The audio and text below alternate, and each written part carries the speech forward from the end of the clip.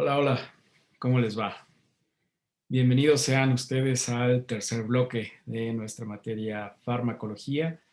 En esta ocasión vamos a platicar de fármacos que son útiles para enfermedades respiratorias. Vamos a hablar muy brevemente de asma y la enfermedad pulmonar obstructiva crónica, rinitis alérgica y algunos fármacos que tienen características peculiares que también tienen que ver con el tratamiento de enfermedades respiratorias agudas y crónicas. Entonces, empecemos. El asma es una enfermedad caracterizada por ataques recurrentes eh, de dificultad respiratoria.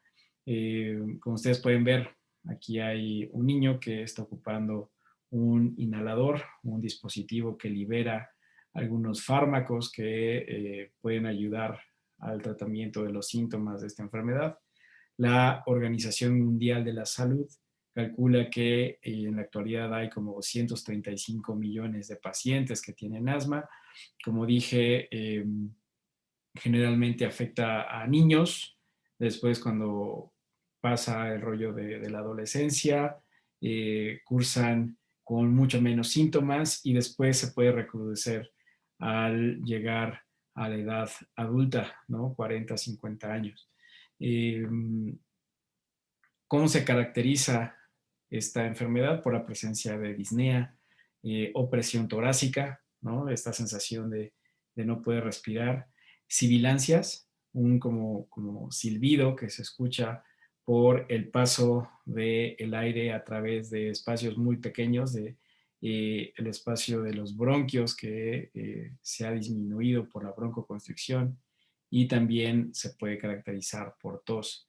Normalmente ocurren dos o más de estos síntomas al mismo tiempo cuando pensamos que alguien tiene asma. Eh, ¿Cuál es la fisiopatología de esta enfermedad? Pues bueno, hay un desencadenante, ¿no? Generalmente pueden ser alergenos o el frío o el polvo, algo que pueda desencadenar esta serie de eventos, que puede estar mediada por mastocitos, ¿no? Que van a propiciar la estimulación de neutrófilos, eosinófilos o células dendríticas, que también a través de estos estímulos de interleucinas o de células T pueden propiciar que los eosinófilos estén trabajando más de la cuenta y entonces exista una sobreproducción de moco. Puede existir una activación nerviosa que puede desencadenar broncoconstricción, y en los casos que se van dando de forma paulatina a través del tiempo, pues pueden llevar hacia la aparición de fibrosis subepitelial, ¿no? Entonces, es una enfermedad que tiene un factor desencadenante que propicia esta respuesta inflamatoria mediada por eosinófilos, y entonces existe mucho moco y broncoconstricción. Y entonces este panorama general nos obliga a pensar en algunas estrategias que pueden ser útiles. En secciones pasadas de nuestro programa vimos algunos agentes que son útiles para la modulación de la respuesta inmune. Es el caso de los glucocorticoides, ¿no? Hay algunos glucocorticoides que se administran por esta vía y entonces se puede impedir esta respuesta inflamatoria, y entonces a la postre no tendríamos toda esta expresión clínica que vemos de este lado.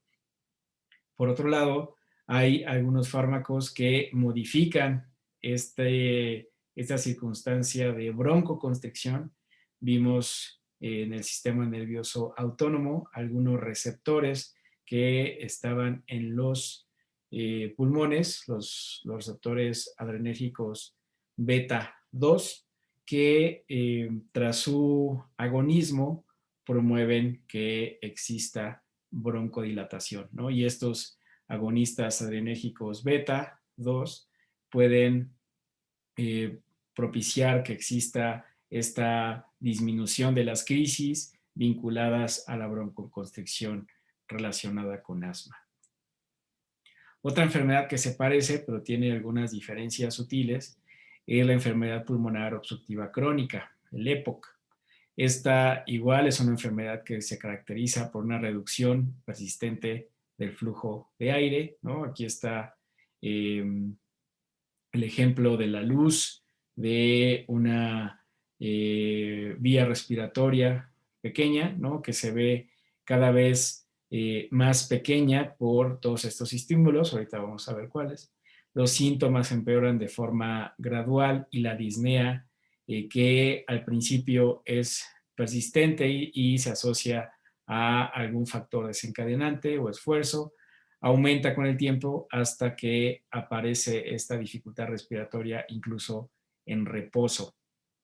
¿Qué factores de riesgo pueden contribuir a la presencia de enfermedad pulmonar obstructiva crónica? Pues el cigarrillo, ¿no? El tabaquismo es uno de los principales factores que propician enfermedad pulmonar obstructiva crónica.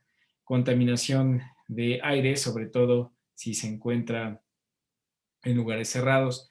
En nuestro país todavía hay muchos lugares donde las mujeres y hombres también cocinan en lugares cerrados con leña, por ejemplo, y entonces eso es una combinación muy mala para la predisposición a EPOC.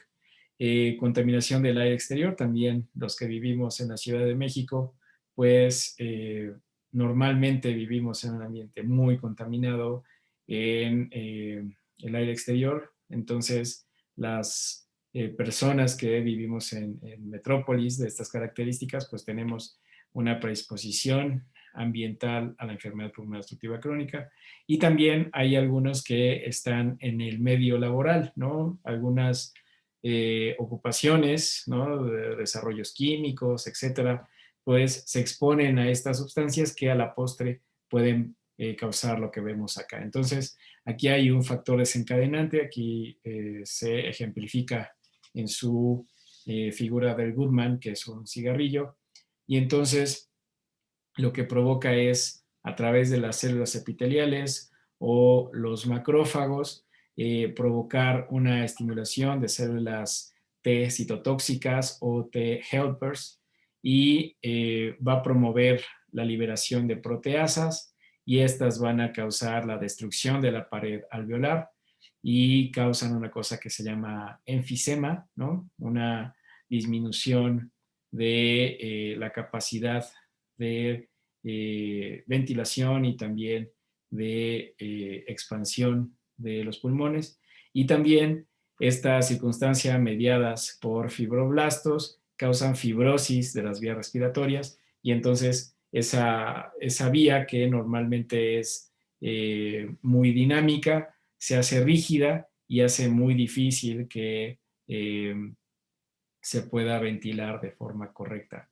Además de esto, de la destrucción de la pared alveolar y de la fibrosis de las vías de pequeño calibre, también existe hipersecreción de moco, ¿no? Y entonces esto pues contribuye a la falta de aire en la gente que tiene este tipo de enfermedad.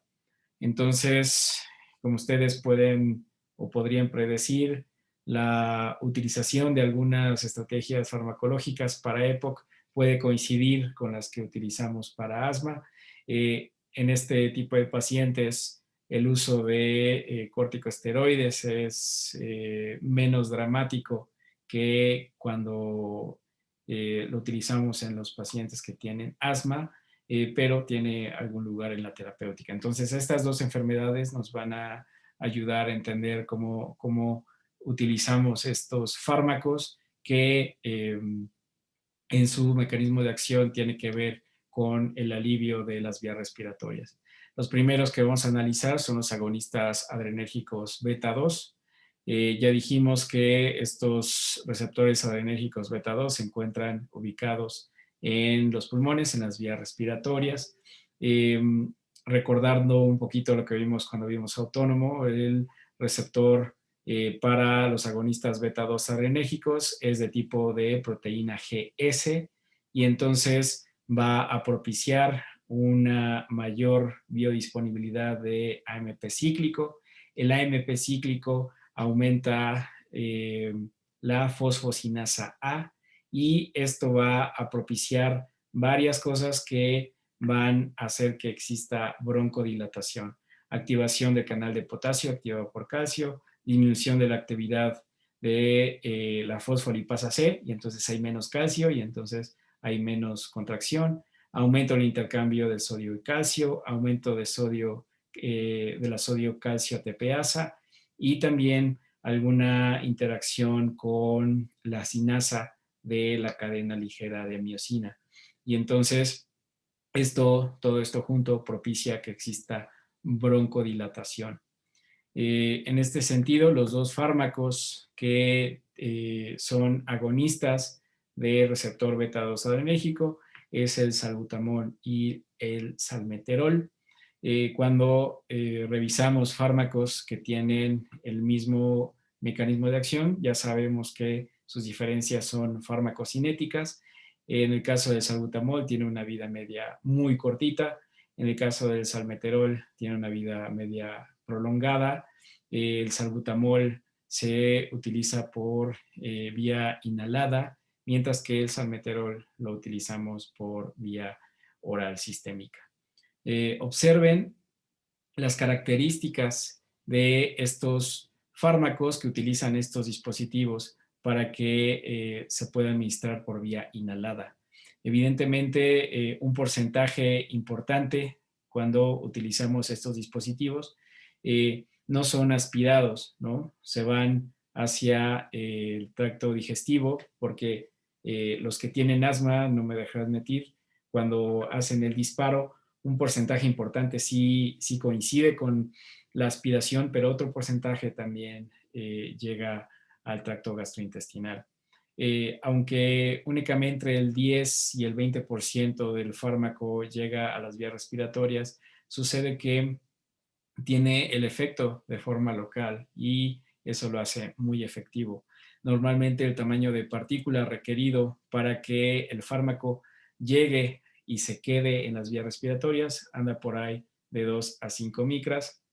Si es más grande, se queda en las vías respiratorias más altas y más gruesas, digamos, más grandes, sin poder llegar a las más pequeñas. Si es más pequeña, es muy probable que cuando se haga el disparo, en lugar de quedarse en las vías respiratorias bajas o de pequeño calibre, pues se salga con la expiración del paciente, ¿no? Entonces, normalmente los fármacos que utilizamos a través de esta vía de administración tiene esta medida de partícula.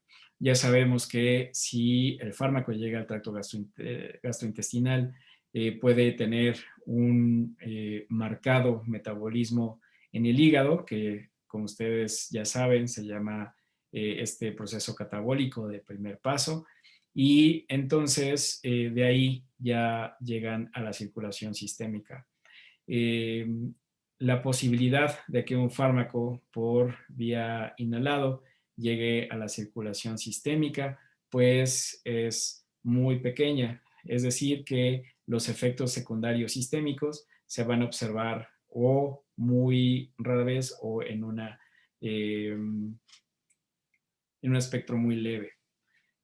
Hablando del salbutamol, pues ya dijimos que es un agonista adrenérgico beta 2, tiene una vida media súper cortita, tiene un metabolismo hepático importante, ¿no? Entonces es obvio pensar que la administración por vía inhalada pulmonar, pues nos conviene porque evitamos el metabolismo hepático, se elimina por vía renal y cuando tiene concentraciones importantes en la circulación sistémica puede generar taquicardia, palpitaciones o disminución del potasio sérico. Entonces, la forma en que son útiles los agonistas adrenérgicos beta para este tipo de enfermedades respiratorias es que promueven la broncodilatación y entonces los pacientes pueden respirar mejor. Otros fármacos que pueden intervenir en esta misma vía son las metiljantinas, que al inhibir a la fosfodiesterasa eh, van a promover que exista una mayor cantidad de MP cíclico y entonces van a estimular la fosfocinasa A y hacen todo lo que ya vimos vinculados a los agonistas adrenérgicos beta 2. Otros fármacos que también son útiles en el tratamiento de estas enfermedades respiratorias son los antagonistas colinérgicos muscarínicos. El que está en el programa se llama bromuro dipratropio. Ustedes recordarán igualmente por cuando revisamos sistema nervioso autónomo, el sistema colinérgico, cuando es estimulado, pues en las glándulas hace que la gente produzca moco, ¿no? Entonces, un antagonista colinérgico, pues va a propiciar que exista una disminución de secreción de moco por las glándulas serosas y seromucosas y también como ya lo vieron en la práctica vinculada a contracción y dilatación del músculo, pues esta influencia muscarínica provoca que exista broncodilatación, ¿no? Cuando nosotros antagonizamos esta influencia de la acetilcolina sobre el músculo liso, entonces promovemos que exista broncodilatación y eso nos conviene pensando en los escenarios clínicos que vimos al principio. En el caso de bromuro de hipratropio, también se puede administrar por vía inhalada y entonces podemos limitar la expresión de reacciones adversas que podríamos tener cuando hay un antagonista colinérgico de administración sistémica. Además de que pues, se biotransforma de forma importante por el hígado y se elimina por vía renal. Otra estrategia que también ya exploramos cuando vimos inflamación en la última clase del bloque anterior, pues son los corticosteroides. Los corticosteroides, como ya habíamos dicho, tienen un papel importantísimo en la inhibición del estímulo inflamatorio y son inmunosupresores. Entonces, los receptores a los glucocorticoides o los esteroides van a prevenir que exista este proceso de transcripción génica para genes inflamatorios, para citocinas, para quimiocitocinas, moléculas de adhesión, receptores inflamatorios, enzimas y proteínas. Y entonces a través de este proceso que se lleva en el núcleo, van a prevenir que todas estas células inflamatorias se expresen menos, ¿no? Por ejemplo, en los eosinófilos hay disminución de número o incluso provocan apoptosis, los linfocitos C disminuyen las citocinas, los mastocitos disminuyen su número, los macrófagos disminuyen la expresión de citocinas, las células dendríticas disminuyen su número, las células epiteliales disminuyen los mediadores y también las citocinas. En el músculo liso hay un incremento en la expresión de receptores beta 2 adrenérgicos, ¿no? Y eso es una ventaja si nosotros pensamos que lo podemos coadministrar con agonistas adrenérgicos beta, ¿no? Y entonces ese proceso de broncodilatación puede ser favorecido, disminuye las citocinas y también disminuye la secreción de moco. Entonces, los corticosteroides inhalados, como ustedes se pueden imaginar, son la piedra angular, la base, el fundamento del tratamiento de las infecciones inflamatorias respiratorias. Es el caso del asma. Entonces, de forma local, como esto se administra a través de un inhalador, igual que el salbutamol, los efectos secundarios generalmente son locales, ¿no? Puede haber alguna alteración del habla, puede haber disfonía, puede propiciar enfermedades infecciosas locales, ¿no? Porque ya sabemos que es un inmunodepresor y entonces si lo utilizamos de forma frecuente a través de esta vía de administración, pues puede causar candidiasis orofaringea, también puede causar tos. Sabemos, cuando nosotros revisamos los corticosteroides sistémicos, cuando vimos artritis reumatoide o gota, que los efectos secundarios sistémicos tienen que ver con este balance del eje hipotálamo suprarrenal, ¿no? Puede haber insuficiencia y supresión suprarrenal, supresión del crecimiento por su efecto en la osteogénesis, hematomas, osteoporosis, cataracas, glaucoma, anomalías metabólicas en la glucosa, insulina y triglicéridos, trastornos psiquiátricos y también neumonía. Entonces, evidentemente, la vía de administración inhalada nos provee una ventaja importante sobre los efectos secundarios sistémicos, ya que todo se queda de forma local en las vías respiratorias. El ejemplo que traemos en el programa para los corticosteroides inhalados es la fluticasona, que como ya dijimos, si se administra por esta vía, pues no va a tener este efecto o esta circunstancia metabólica a través del hígado. Estos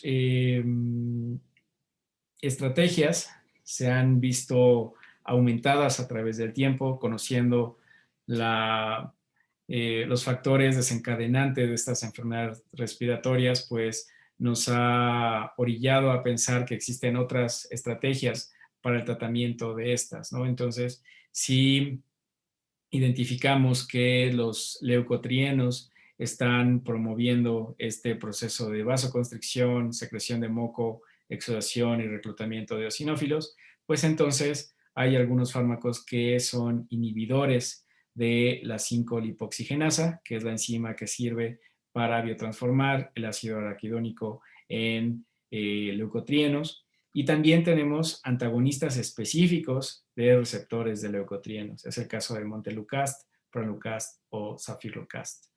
En el caso del programa, pues traemos a Montelukast, que es un antagonista de receptores de leucotrienos y como tal, pues va a inhibir toda esta expresión clínica.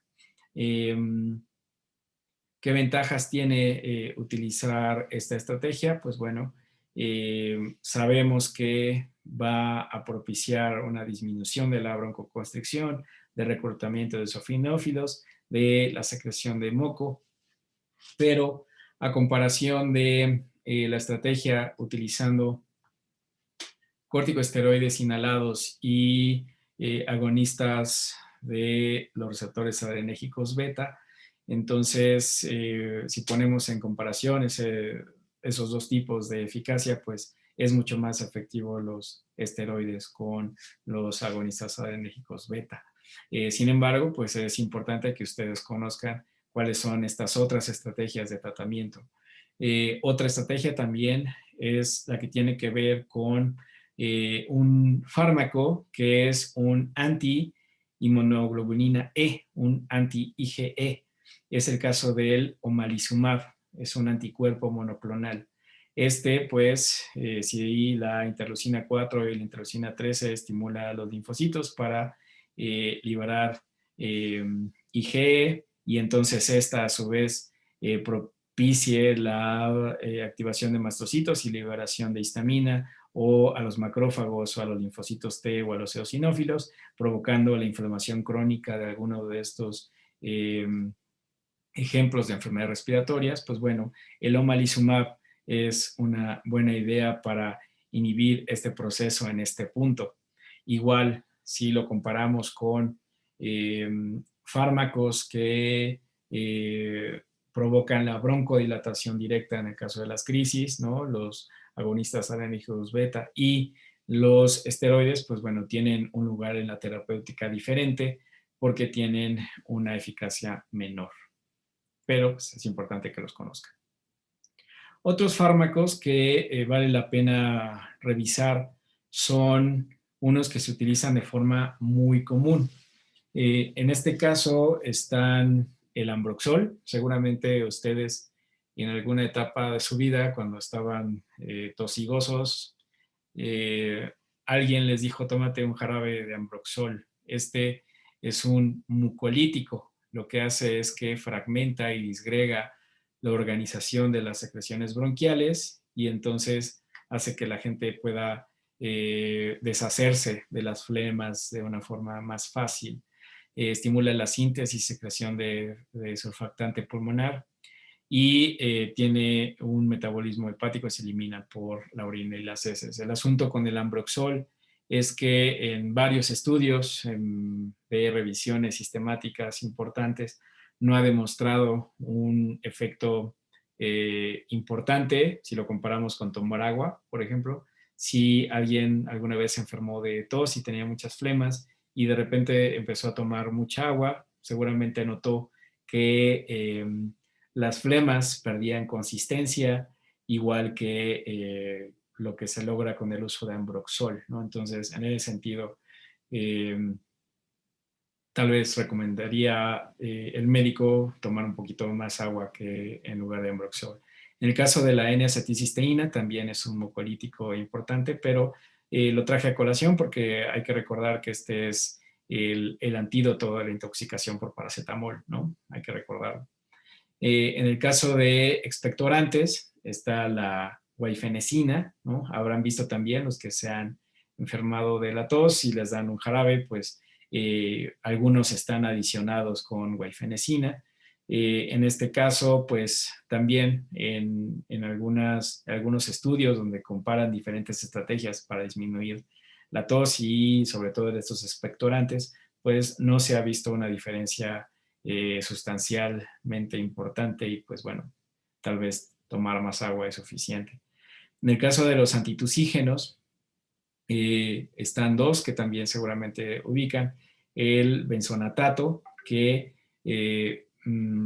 a veces se administra en forma de pastillas, ¿no? De dulces, como las Halls, que ayudan a disminuir la irritación. El benzonatato es un fármaco que funciona como la lidocaína, ¿no? ¿Se acuerdan? Esta interacción o intervención sobre los canales de sodio, entonces de alguna forma eh, anestesia este segmento de la garganta y eso hace que la gente tosa menos, ¿no?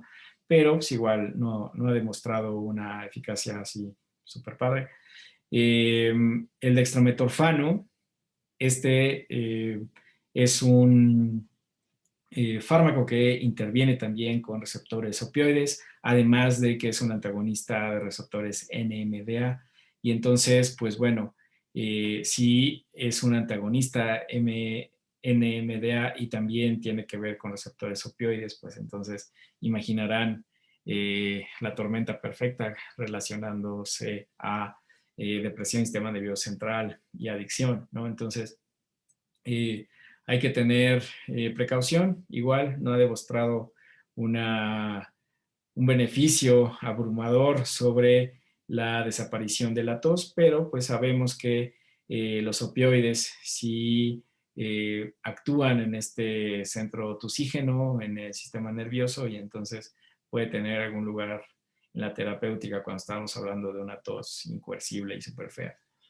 Otros que normalmente también se utilizan en infecciones de vías respiratorias son los vasoconstrictores, en este caso la fenilefrina, que es un agonista alfa-1 adrenérgico. Ustedes recordarán, igual por autónomo, que este tipo de fármacos provocan vasoconstricción. La idea de utilizar estos es que un vasoconstrictor directo en la mucosa nasal va a propiciar una disminución de la descarga de moco, ¿no? Si hay vasoconstricción y entonces los mocos ya no pueden salirse y ahí se quedan.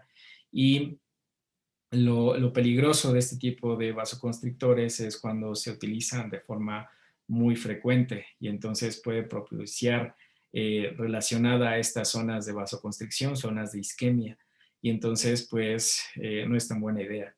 En ese sentido, si nosotros queremos que la gente no esté moqueando, pues podemos usar antihistamínicos. Y hay antihistamínicos que son de generaciones muy viejas, como es el caso de la clorfenamina, que es un antagonista de los receptores histaminérgicos 1, que atraviesa la barrera hematoencefálica y causa sedación, ¿no? Y a la vez, como es un antagonista de receptores de histamina, pues provoca que exista una menor producción de moco. generaciones más recientes de antihistamínicos, como es el caso de la loratadina o la desloratadina, no atraviesan la barrera hematoencefálica y las personas pueden ir sin problemas a trabajar o pueden hacer su tarea o pueden hacer lo que necesiten hacer sin la preocupación de que se tengan esta sensación de somnolencia causada por los antagonistas histaminérgicos de generaciones más viejitas que sí atravesaban la barrera hematoencefálica. En ese sentido, pues los antihistamínicos son importantes, se usan de forma eh, muy frecuente en los casos de rinitis alérgica estacional, por ejemplo, las personas que son alérgicas al polen o a los perros o a los gatos, se toman un antihistamínico y ya sobreviven la temporada de polinización de las flores. Entonces, en el caso de la loratadina, es, a diferencia de la clorfenamina, un antihistamínico no sedante, se puede administrar por vía oral, tiene una proteína importante, se metaboliza en el hígado, hay que tener cuidado con las circunstancias de citocromo 3 a 4 y tiene una vida media como de 8 horas. Entonces, estos son algunos otros fármacos que seguramente ustedes han tenido acceso a ellos, pero se tienen que dimensionar dentro de la terapéutica que estén pensando. Espero que les haya ayudado. Si tienen dudas, escriban. Que estén muy bien.